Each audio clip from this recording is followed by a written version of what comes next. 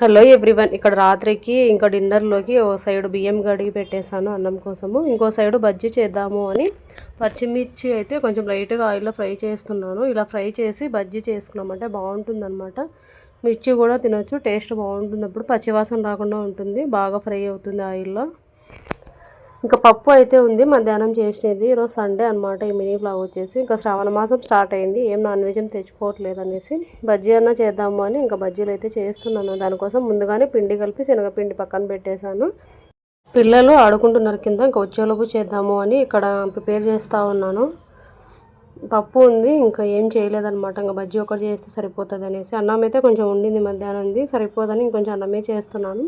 రొట్టె చేద్దాం అనుకున్నాం కానీ రొట్టె చేస్తే పప్పు సరిపోదు, అన్నంలోకైతే సరిపోతుంది కానీ రొట్టెకైతే ఎక్కువ కావాలి అనేసి ఇంకా ఏం రొట్టె చేయలేదు.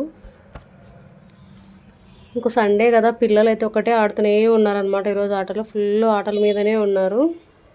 ఉదయం టిఫిన్ తినేసి వెళ్ళి మళ్ళీ మధ్యాహ్నం వచ్చారు, మధ్యాహ్నం వచ్చి తిని మళ్ళీ వెళ్ళి సాయంత్రం వచ్చారనమాట. ఇక్కడైతే ఉదయం ఈరోజు ఒకటే పని సరిపోయింది. సండే రోజైనా మధ్యాహ్నం వరకు నాకు రెస్ట్ లేదనమాట, 1 వరకు పనే సరిపోయింది. ఇంకా ఉదయం టిఫిన్కి వచ్చేసి బెండకాయ చపాతీ చేశాను. మధ్యాహ్నానికి అన్నం పప్పు చేసి మా ఆయన డ్యూటీకి వెళ్ళిన తర్వాత ఇంక ఇక్కడ గారెలు అయితే కాల్చాను. అమ్మ పాకం పంపించింది అనమాట, గారెల పాకం. అది ఉన్న కాడికి మొత్తం కాల్చి పెట్టేశాను, ఇంకెన్నిసార్లు చేస్తావులే అన్నట్లు. ఇది నాది సెల్లు పాతది, ఇది కింద పడి డిస్ప్లే పోయిందనమాట. ఒకసారి పోతే వేయించాము, ఒక వారం కూడా కాలేదు, మళ్ళీ పడి ఇలా అయిపోయింది.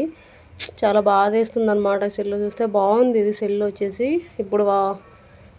ఇప్పుడు ఈ వీడియో కాంచి కొత్త సెల్ అనమాట ఇది. ఇంకోటి తీసుకున్నాను, ఇప్పుడు తీసుకున్నది వివో, అది వచ్చేసి ఓపో.